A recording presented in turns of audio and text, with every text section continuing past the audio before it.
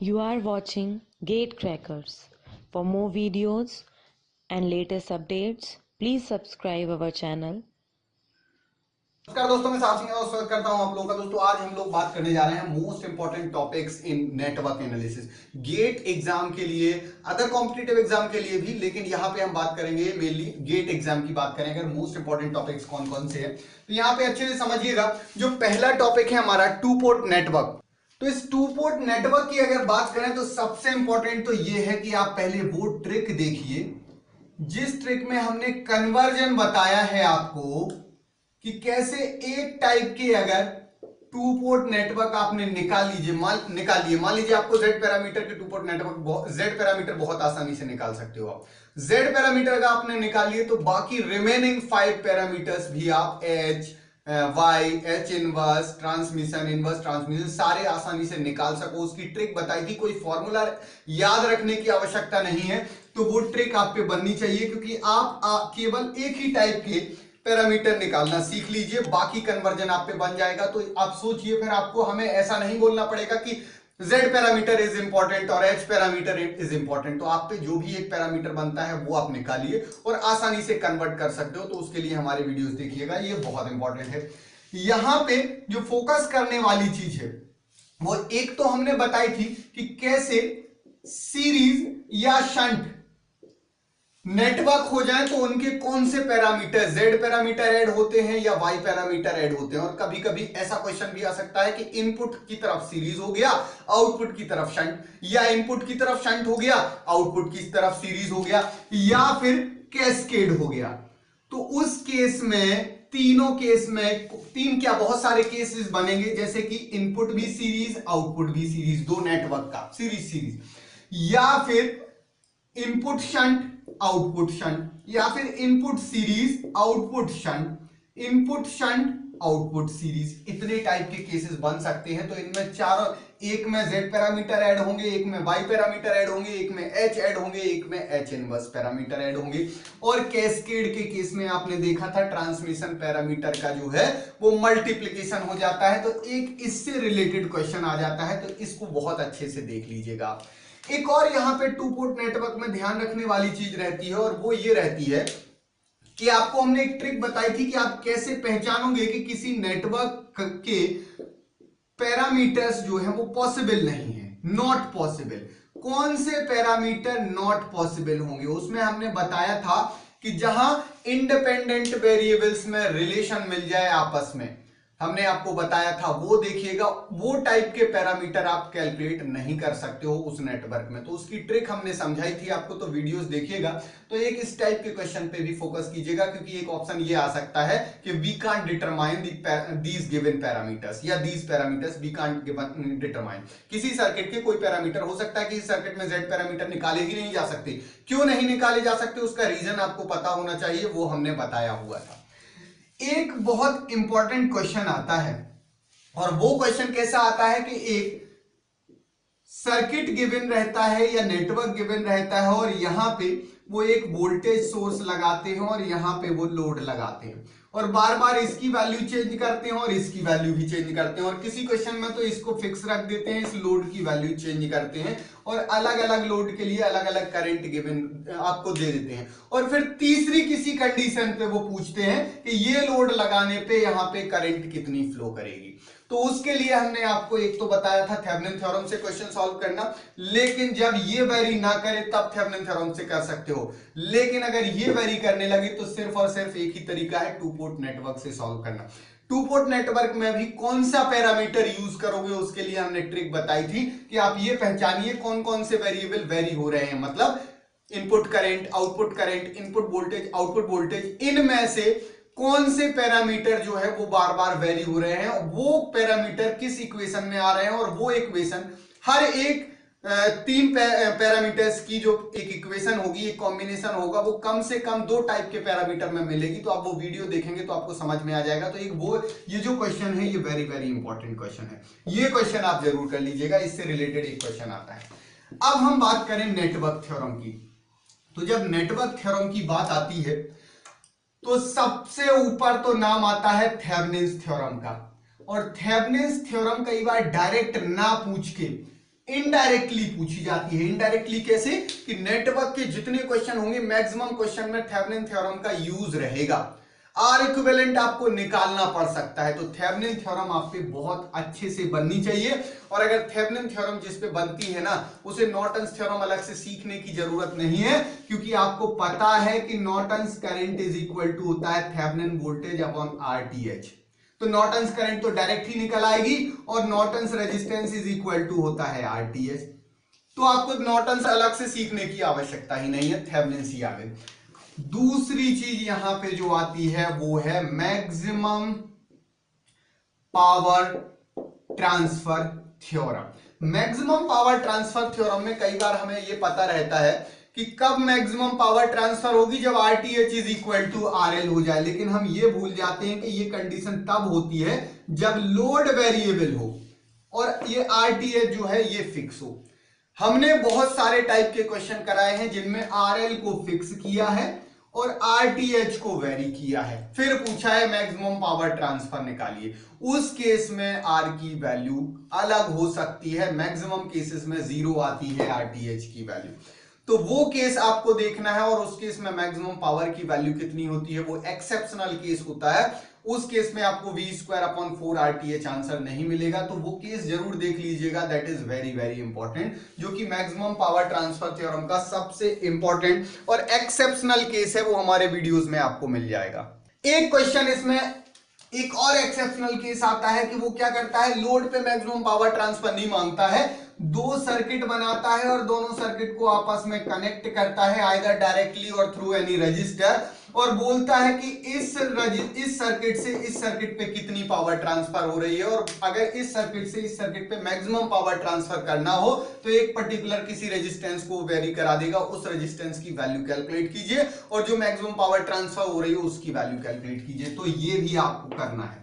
अभी तक तो हम देखते थे कि लोड पे कितनी मैक्सिमम पावर ट्रांसफर हो सकती है, यहां पे वो पूरे सर्किट, इधर भी सर्किट इधर भी सर्किट पूछ लेगा, एक सर्किट से दूसरे सर्किट पे मैक्सिमम पावर कितनी ट्रांसफर होगी और उस ट्रांसफर के लिए जो एक वेरिएबल रेजिस्टेंस होगा उसकी वैल्यू पूछ लेगा। यहां पे आपको जो इससे पहले वाली कंडीशन हमने बताई है कि कैसे पता करोगे कि आरएल कौन सा है, आरटीएच कौन सा है।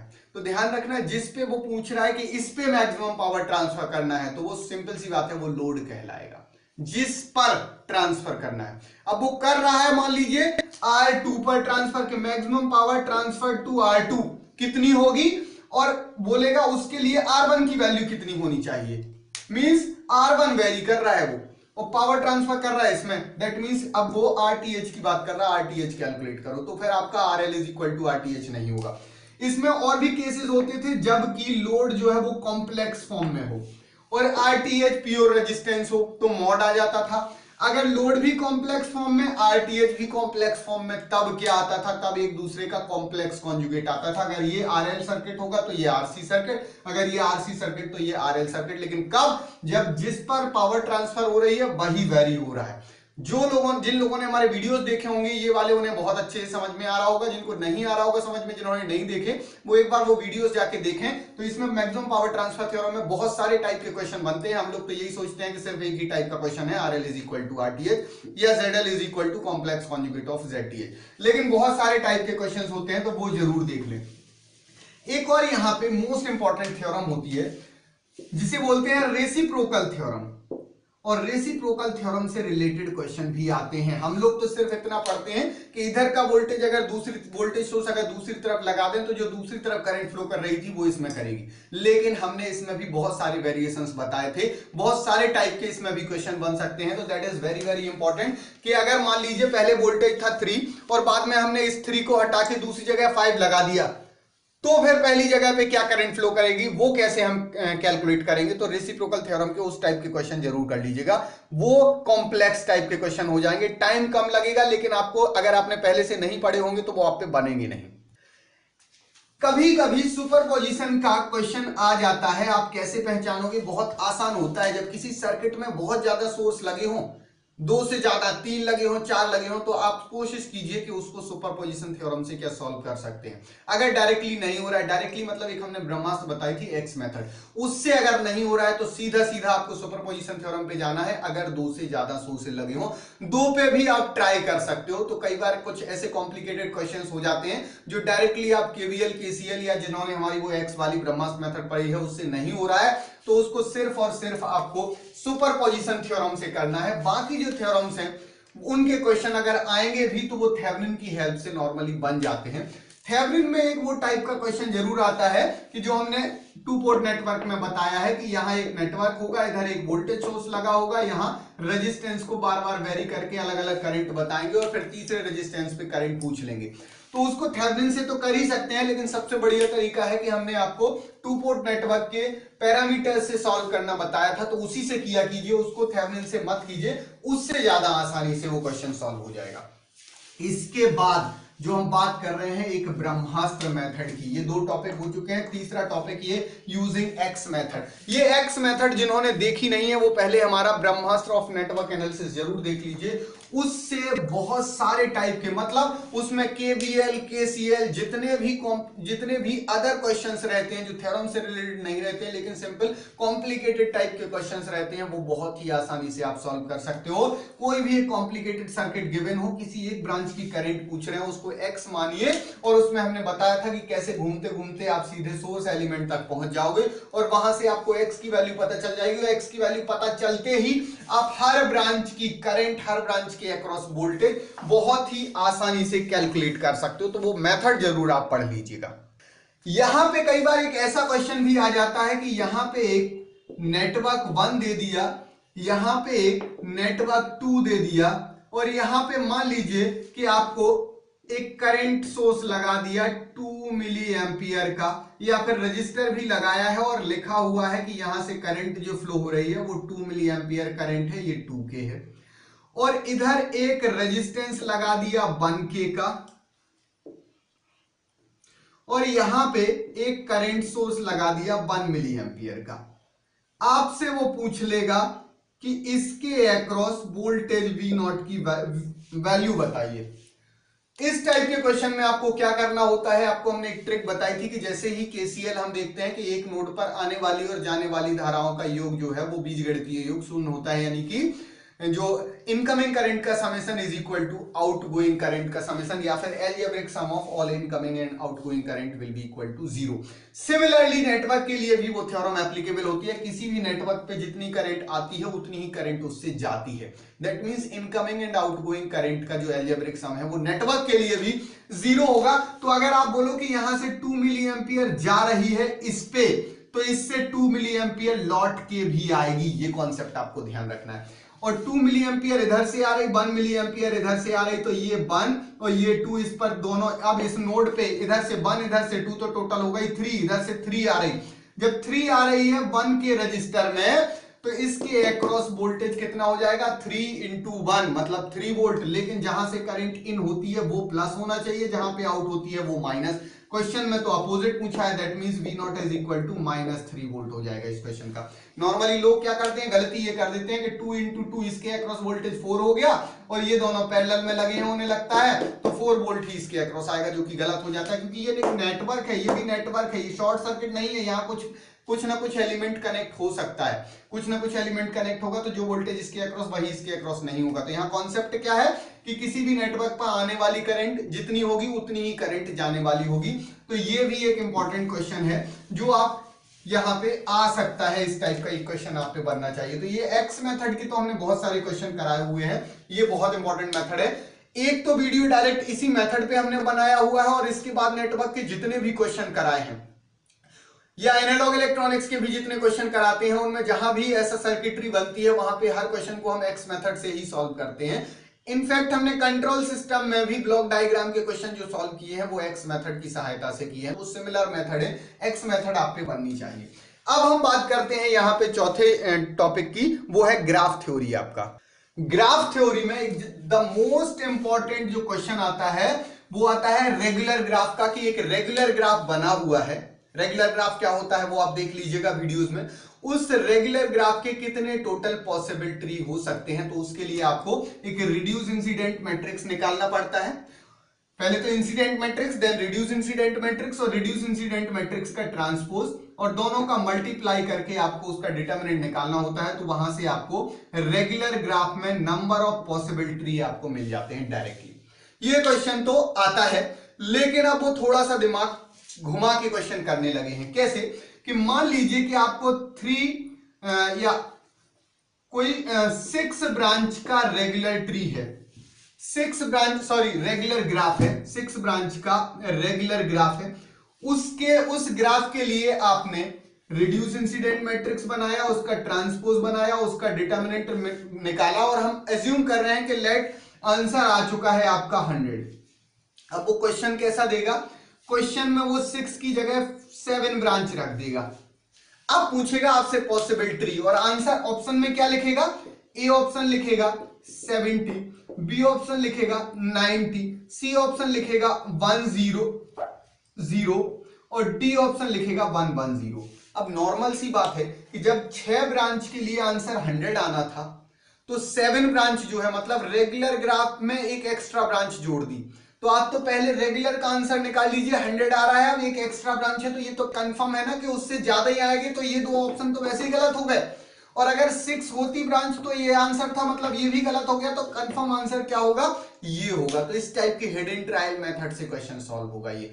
तो इसको आप बहुत ज्यादा कॉम्प्लिकेटेड ना बना के ये मेथड का याद रखिए, इसमें नंबर ऑफ पॉसिबल ट्री का एक क्वेश्चन आ जाता है। इसके बाद बात आती है number of cut set, number of tie set, इनके भी क्वेश्चन आ जाते हैं। कितने नंबर ऑफ कट सेट या कितने number of tie set possible हैं। कट सेट मैट्रिक्स भी बनाने को बोल सकता है, टाई सेट मैट्रिक्स भी बनाने को बोल सकता है, और यहां पे थोड़ा और डिटेल में अगर चला जाए तो वो आपसे केवीएल या केसीएल की इक्वेशंस भी पूछ सकता है। लेकिन मोस्ट इंपॉर्टेंट यहां पे वही है, number of possible tree calculate करना। कभी कभी ग्राफ गिवन होता है, उसकी सहायता से मैट्रिक्स बनाने को बोलता है वो इंसिडेंट मैट्रिक्स। तो बहुत आसान है, लेकिन वो उल्टा पूछ लेता है कभी कभी। क्या है, इंसिडेंट मैट्रिक्स दे देगा और पूछ लेगा ये इंसिडेंट मैट्रिक्स किस ग्राफ का है। तो इसके भी हमने वीडियो बनाए हैं रिवर्स प्रोसेस की, वो जरूर देख लीजिएगा, वो कभी कभी आ जाते हैं। बात करते हैं हम अब नेक्स्ट टॉपिक की, दैट इज रेजोनेंस। रेजोनेंस वैसे तो हमने बहुत डिटेल में आपको पढ़ाया हुआ है।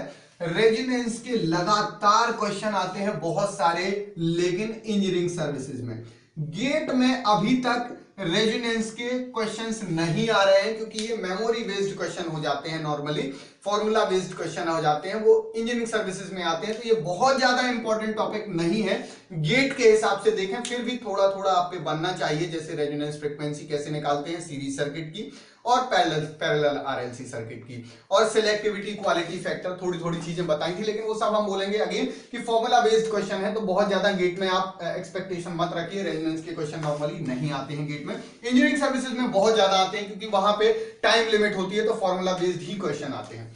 इसके बाद बात हम करें ट्रांजिएंट एनालिसिस की। Very very important question, transient analysis very very important. अब इसमें क्वेश्चन कैसे आते हैं ध्यान रखना। हमने आपको बताया था कि कैपेसिटर में वोल्टेज की कंटिन्यूटी रहती है, लेकिन गेट वाले क्या करते हैं, कैपेसिटर में फ्लो होने वाली करंट पूछ लेते हैं, और उसमें फिर आप वही करते हो कि टी 0 माइनस पे निकाल लेते हो और इज इक्वल टू 0 प्लस पे, जबकि कैपेसिटर के लिए करंट जरूरी नहीं है कि 0 माइनस एंड 0 प्लस पे इक्वल रहे। सिमिलरली इंडक्टर के लिए करंट जो है वो कंटिन्यूटी देती है, लेकिन वो वोल्टेज पूछ लेते हैं और आप क्या करते हो, वोल्टेज के लिए वही ट्रिक लगा देते हो कि 0 माइनस पे निकाला और वही 0 प्लस पे होगी।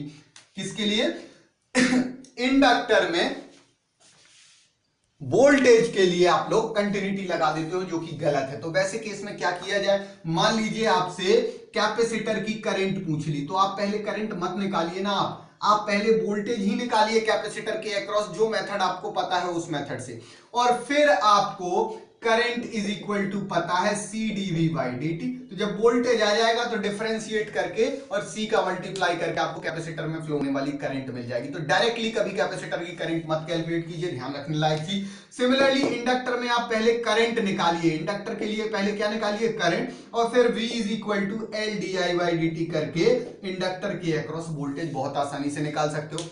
जैसे हम कैपेसिटर का वोल्टेज और इंडक्टर की करंट निकालते हैं, वैसे ही कुछ लोग रजिस्टर की करंट निकालने की कोशिश करते हैं या रजिस्टर के अक्रॉस वोल्टेज निकालने की कोशिश करते हैं, जिसमें कि वो गलती कर देते हैं। कई बार वो आंसर सही नहीं आएगा, कोइंसिडेंस से एक दो बार आ जाएगा।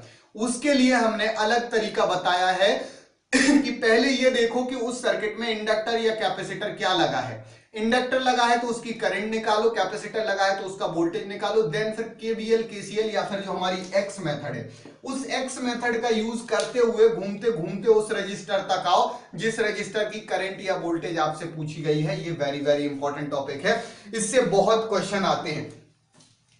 एक चीज इसमें हमने बताई थी आपको ट्रिक, जो वेरी वेरी इंपॉर्टेंट है। वो ट्रिक हमने ये बताई थी कि जब भी ट्रांजिएंट का क्वेश्चन आएगा तो उस क्वेश्चन में चाहे वोल्टेज पूछा जाए चाहे करंट पूछा जाए, आपको इक्वेशन तो मिलेगी ना। मान लीजिए ऐसी टाइप की इक्वेशन मिल रही है, तो आपको यहां क्या क्या पता चल जाएगा। एक बार टी की वैल्यू 0 रख दीजिए तो आपको इनिशियल वैल्यू पता चल गई, एक बार टी की वैल्यू इनफाइनाइट रख दीजिए तो फाइनल वैल्यू पता चल गई, और साथ ही साथ यहां जो वैल्यू डिवाइडेड में है टी में, वो क्या है, इसका टाइम कांस्टेंट। तो आपको तीन चीजें डायरेक्टली इक्वेशन से ही पता चल जाती हैं जो चारों ऑप्शन में मिलेंगी, और वो क्या क्या है, time constant, initial value, final value. तो आपको पूरा क्वेश्चन सॉल्व करने की जरूरत नहीं है, पहले तो आप सिर्फ टाइम कांस्टेंट निकाल लीजिए, उस इंडक्टर या कैपेसिटर को ओपन करके आर इक्विवेलेंट निकालिए, और एल अपॉन आर इंडक्टर का टाइम कांस्टेंट और आर इंटू सी कैपेसिटर का टाइम कांस्टेंट। दो ऑप्शन अपने आप आपके गलत हो जाएंगे। उसके बाद आप ये देखिए कि जो बचे हुए दो ऑप्शन हैं उसमें इनिशियल या फाइनल में से कौन सी वैल्यू अलग अलग है। जो वैल्यू अलग हो बस वही वैल्यू निकालिए, पूरा क्वेश्चन सॉल्व करने की जरूरत ही नहीं है। तो ट्रांजिएंट के आप देखोगे 90% क्वेश्चन बिना सॉल्व करे सिर्फ इनिशियल और फाइनल में से कोई एक वैल्यू और टाइम कांस्टेंट, इतने में ही आपका काम चल जाना है, या फिर टाइम कांस्टेंट ना निकाल के इनिशियल और फाइनल से भी काम चल सकता है। अगर वहां पे टाइम कांस्टेंट चारों का सेम है तो फिर आप चारों ऑप्शन में सेम टाइम कांस्टेंट है, टाइम कांस्टेंट निकालने में क्यों मेहनत करोगे, सीधा देखिए इनिशियल वैल्यू किन किन की अलग है, इनिशियल वैल्यू निकालिए, दो ऑप्शन अलग। अब दोनों में आप देखोगे फाइनल वैल्यू अलग अलग होगी, नॉर्मल सी बात है। तो फाइनल वैल्यू निकालोगे तो फाइनली आपको एक ऑप्शन मिल जाएगा। तो पूरा क्वेश्चन सॉल्व करने की जरूरत नहीं है ट्रांजिएंट के ऐसे क्वेश्चंस में। ट्रांजिएंट में चार्ज ट्रांसफर वाले क्वेश्चन भी हमने आपको बताए थे, वो जरूर देख लीजिएगा कि दो कैपेसिटर लगे हुए हैं और यहां से यहां कितना चार्ज ट्रांसफर हुआ after changing the position of the switch, वो हमने बताया हुआ है। वो भी वेरी वेरी इंपॉर्टेंट टॉपिक है, बहुत इंपॉर्टेंट टॉपिक है चार्ज ट्रांसफर का, चार्ज डिस्ट्रीब्यूशन का, कि किस कैपेसिटर पे फाइनल में कितना चार्ज हो जाएगा और पहले कितना था तो कितना ट्रांसफर हुआ है। एक और इंपॉर्टेंट क्वेश्चन ट्रांजिएंट में आता है कि सोर्स एलिमेंट जो है, जो सोर्स वोल्टेज है वो कांस्टेंट ना हो कि अगर कुछ इस टाइप का हो डेल टी या यूटी या टी यूटी, तो कभी भी आप उस तरीके से सॉल्व मत कीजिए जैसे बाकी क्वेश्चन सॉल्व कर रहे थे इनिशियल और फाइनल वैल्यू निकाल के। फिर आपको इनको लाप्लास से करना पड़ेगा। जब भी सोर्स एलिमेंट टाइम पे डिपेंडेंट करने लगे तो उस टाइप के क्वेश्चंस को आपको लाप्लास से करना है, अदरवाइज आपके क्वेश्चन का जो आंसर है वो गलत हो जाएगा। बाकी ट्रांजिएंट में वो रेट वाले जो क्वेश्चन होते हैं D I by D T, DV by D T, वो बहुत आसान क्वेश्चन होते हैं, उनमें भी हमने ट्रिक्स बताई हुई है, वो आप वीडियो देख लीजिएगा तो आप पे बहुत आसानी से बन जाएंगे। तो ये टॉपिक भी आपका कंप्लीट हो जाएगा। अब हम बात करते हैं पावर रिलेटेड क्वेश्चंस की। पावर रिलेटेड क्वेश्चंस जो है वो दो टाइप के आते हैं। एक क्वेश्चन तो ऐसा आता है कि एक सर्किट गिवन रहता है, उसमें किसी पर्टिकुलर रजिस्टर या किसी पर्टिकुलर डिपेंडेंट या इंडिपेंडेंट सोर्स में वो ये पूछ लेगा कि पावर जो है वो एब्जॉर्ब हो रही है या डिलीवर्ड हो रही है, और कितनी पावर एब्जॉर्ब या डिलीवर्ड हो रही है। ये इंपॉर्टेंट क्वेश्चन है, इसको आप कर लीजिएगा। दूसरा जो इंपॉर्टेंट क्वेश्चन है वो आता है किससे रिलेटेड, जो कॉम्प्लेक्स पावर निकालना होता है, जिसमें कि एपरेंट पावर या कॉम्प्लेक्स पावर या एक्टिव पावर या रिएक्टिव पावर या पावर फैक्टर आपका लीडिंग है या लैगिंग पावर फैक्टर है। और लीडिंग पावर फैक्टर के केस में कॉम्प्लेक्स पावर कैसी आएगी, पॉजिटिव प्लस आएगा बीच में या माइनस, और लैगिंग पावर फैक्टर के केस में प्लस आएगा या माइनस, अपोजिट होता है। वो वीडियो देखिएगा अच्छे से। लीडिंग पावर फैक्टर होगा तो कॉम्प्लेक्स पावर में जो बीच में साइन जो आएगा लीडिंग पावर फैक्टर के लिए वो माइनस आता है रियल और इमेजिनरी के बीच में, और लैगिंग के केस में प्लस आता है, इनवर्स होता है, उसमें हमने तरीका भी बताया था, तो वो जरूर देख लीजिएगा। तो नेटवर्क एनालिसिस में ये सारे के सारे जो टॉपिक हैं वो वेरी वेरी इंपॉर्टेंट है, इनमें जो इस टाइप के क्वेश्चंस आते हैं। तो ये सारे क्वेश्चन कंप्लीट कर लीजिए, बहुत अच्छे से मेहनत करते रहिए, आपके बहुत अच्छे मार्क्स आएंगे। हमारे वीडियोस अगर आपको पसंद आ रहे हैं तो इनको लाइक जरूर कीजिए, क्योंकि आपके लाइक ही है जो हमें मोटिवेट करते हैं ज्यादा से ज्यादा वीडियो बनाने के लिए। अगर आपको लगता है हमारे वीडियोस नॉलेजेबल हैं तो इनको बाकी लोगों के साथ शेयर कीजिए, जिससे बाकी लोग भी इससे फायदा उठा सकें। कभी भी रैंडम वीडियो मत देखिए, क्योंकि हर वीडियो में पुरानी वीडियो की लॉजिक रहते हैं। ऑर्डर वीडियो देखने के लिए सब्जेक्ट में वीडियोस की प्लेलिस्ट की लिंक हर वीडियो के नीचे डिस्क्रिप्शन में लिखी रहती है। टॉपिक में वीडियोस की प्लेलिस्ट की लिंक अगर आपको चाहिए तो क्लिक करके यूट्यूब चैनल पर विजिट कीजिए। अगर अभी तक आपने हमारे चैनल को सब्सक्राइब नहीं किया है तो चैनल को सब्सक्राइब करके बेल आइकन प्रेस कर दीजिए, जिससे आप लोगों तक लेटेस्ट अपडेट नोटिफिकेशन पहुंचते रहे। Thank you so much.